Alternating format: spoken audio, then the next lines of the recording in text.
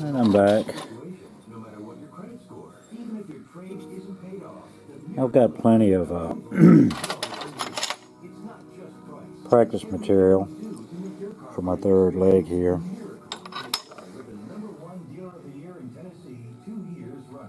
I've got a bunch of these big flakes.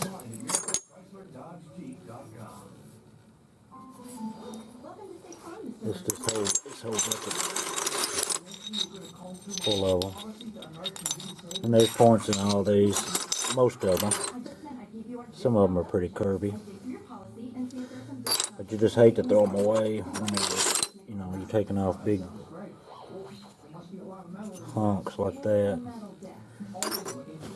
But anyway, I was going to show you what I've made out of a few of those after I show you this piece. There's no better deal for $4 than the Wendy's 4-for-4 meal. Start with our junior bacon cheeseburger. Made with fresh beef. That's made out of a piece of the Kenny Rock from Texas. Fries and a nice cold Coke. All for just $4. No one makes $4 sound as good as Wendy's. Get more for 4. The 4-for-4 meal deal. Now at Wendy's. I like the way it works. Participating Wendy's for limited time. Prices may vary. Often not valid in Alaska and Hawaii. Fresh ground beef available in the contiguous U.S. and Canada. At Cricket Wireless, it's a win-win-win. Switch and get the LG Rizio for $99. It works well. Winner.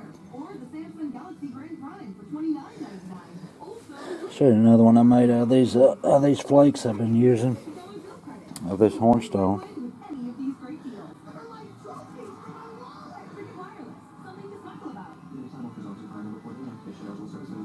Cool little piece that they call a Wheeler recurvet, I believe is the way you pronounce that.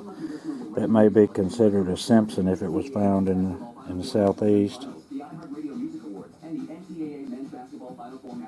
That's a cool little piece though. Ground up to about right there. It's paleo, a transitional paleo piece. All the base is ground on it. But that came out of some of that flake material, and I hate to throw it away knowing you can make cool little points like that. It's not very big. Well, it's about 2 inches. But very, very lethal if needed. I really like it. I think it's a cool piece.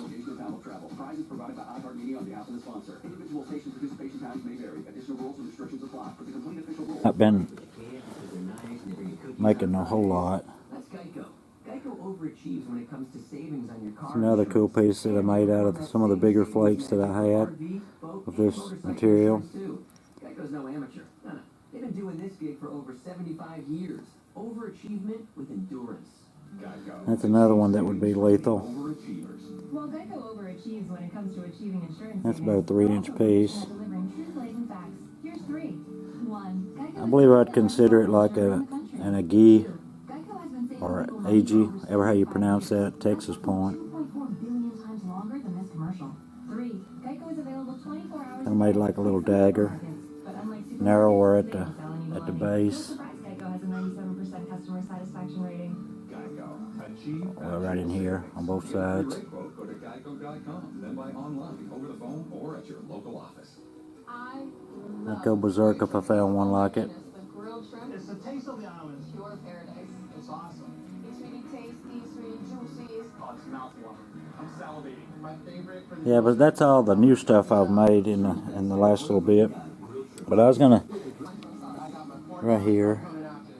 I can go ahead and mention that what I had considered to be a problem with this styrofoam piece in here in the other video where it bounces back and forth, you can see that. Well, I've learned that if you can get yourself out of the way with your workpiece and whatnot, that actually that's a added benefit. When if I had my right hand free, I could show you when I hit that, it goes down, and if you're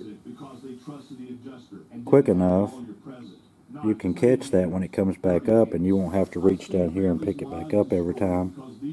And I call that that's my semi-automatic mode.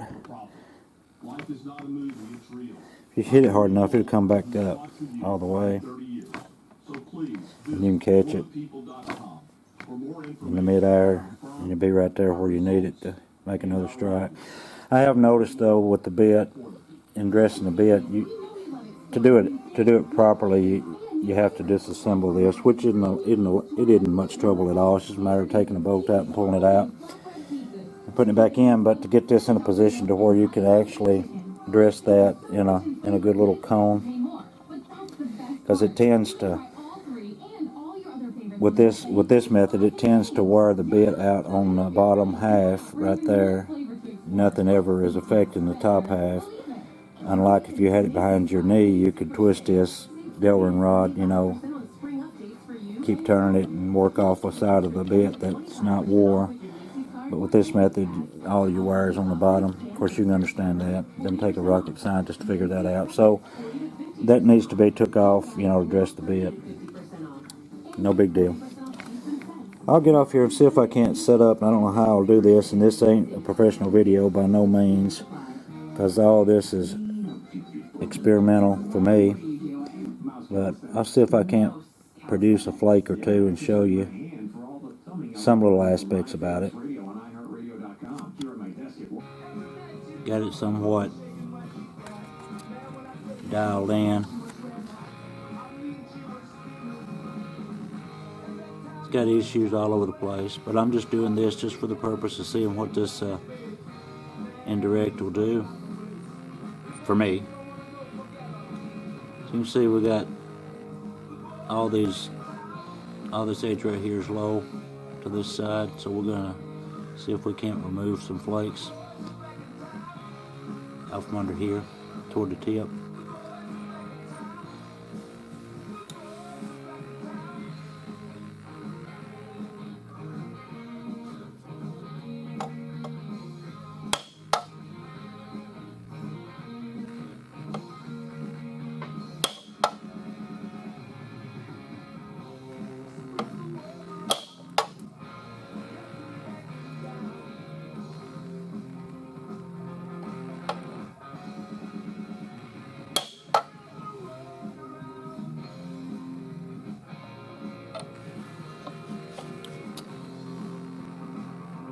You see I'm boogering it up.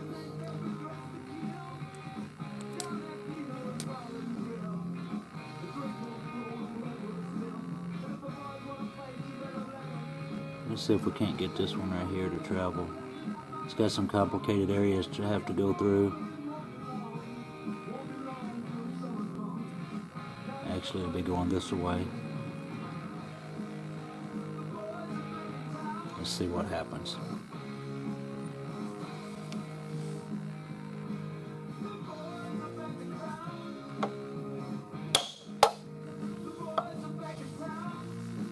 We got initiation.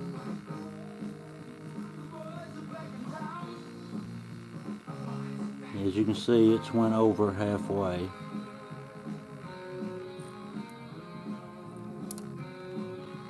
It went from there all the way over to there in an already pretty thin piece. No way to do that with pressure flaking, because it went through some junk. Possibly could have done it with percussion, but you've seen how small the platform was. It wasn't very big at all, and to hit that accurately with a bopper and keep everything isolated to such a small bulb would have been nearly impossible. And you can see the flake that it took off.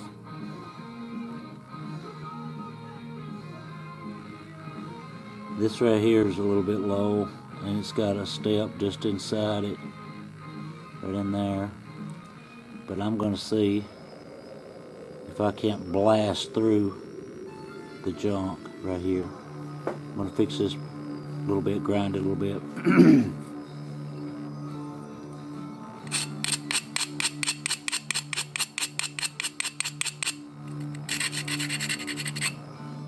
In fact, I've grinded a whole lot. You can see the platform right there and all the junk that it's got to go through, and it's got a concavity right in here. It's got stacks several places right in there. So let's see what that does. If anything, it may crush.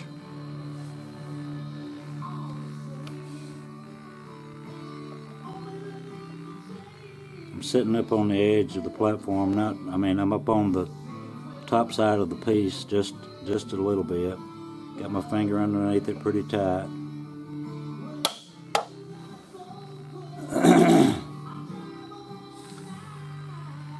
And I whacked it.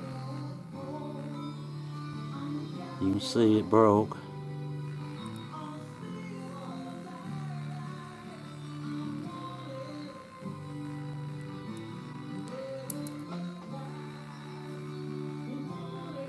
It blasted up that way, went over halfway with that edge, and all these little fingernail hinges right here, I just flaked off one. It helped to feather that out into that concavity. Left just a little bit of a hinge right there, but it's no big deal considering the issues that I had already. It's no big deal. But you can see the flake that it took off. I doubt you could have done that with pressure, and I doubt that you could have specifically done it with a bopper, because you guys got too much going on either side of it to make an isolated hit with a bopper. Because you can see how small the cone is. So I see a benefit to it. It takes practice. See what else we can find to knock off. I'll get back with you.